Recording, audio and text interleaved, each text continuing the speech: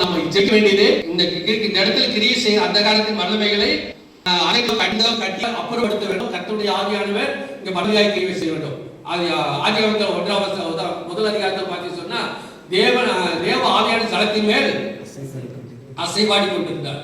அப்ப தேவ ஆவியான இடத்துல அசைவாடின்னு சொன்னா பூமியானது ஒழுங்கின்மையும் வெறுமையுமா இருந்தது.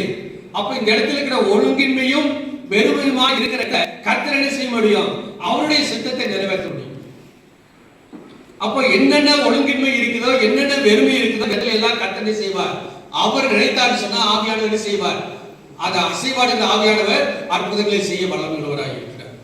அவர் தேவன் நம்ம இருக்கிற இந்த தேசத்துக்காக, இந்த எஸ்டேட்டுக்காக நம்ம என்ன செய்ய வேண்டும்? நம்முடைய வாழ்க்கையில நம்ம அதிகமாக ஜெபிக்கிறவர்களாக இருக்க வேண்டும்.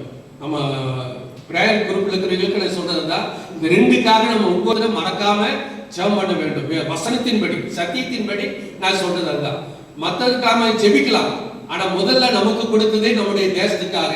அந்த தேசம் அதுக்கு நம்ம எஸ்டேட்டுக்காக ஜெபம் பண்ணி நம்ம தேசத்துக்காக ஒரு வார்த்தை ஜெபம் பண்ண தப்பு இல்லை. ஆனா நமக்கு கொடுத்த, நம்மை உயர்த்தின, நம்மை மேன்மைப்படுத்தின இந்த எஸ்டேட்டுக்காக என்ன செய்ய வேண்டும்? நம்ம ஜெபிக்க வேண்டும். அப்போ நம்ம ஜெபிக்கும் பொழுது கர்த்தர் ஜெபத்தை கேட்டு இந்த தேசத்தை ஆசீர்வதிப்பார். இந்த தேசத்தை ஆசீர்வதிக்கும் பொழுது கர்த்தர் நிச்சயமாக எப்படி ஆசீர்வதிப்பார்? ரட்சிக்கப்பட்ட ஜனங்கள் தான் கர்த்தர் ஆசீர்வதிப்பார். அப்ப முதலாவது இருக்கிற ஜனங்களை ரட்சிப்புகளை வழிநடத்துவார். ரட்சித்ததுக்கு பின்பாகத்தான் கர்த்தர் செய்வார், ஆசீர்வதிப்பார். ஆக நம்முடைய ஜெபம் ஆனது நெகேமியா இப்படி ஜெபித்தாரோ அதே போல ஜெபம். அப்போ அந்த நெகேமியா ஜெபிக்கிறது மட்டுமல்ல, அவன் என்ன செய்தான்? கர்த்தருடைய கரம் அவனோடு கொடுத்ததுனால இவன் என்ன செய்யறான்? ஜனங்கள்ட்ட போய் சொல்றான். இந்த மாதிரி நம்ம அந்த வசனத்தை வாசித்து பார்க்கலாம்.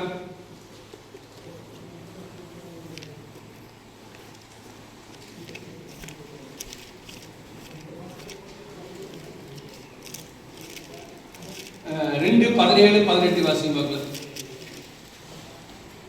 பின்பு நான் அவர்களை நோக்கி, எருசலேம் பாழாய்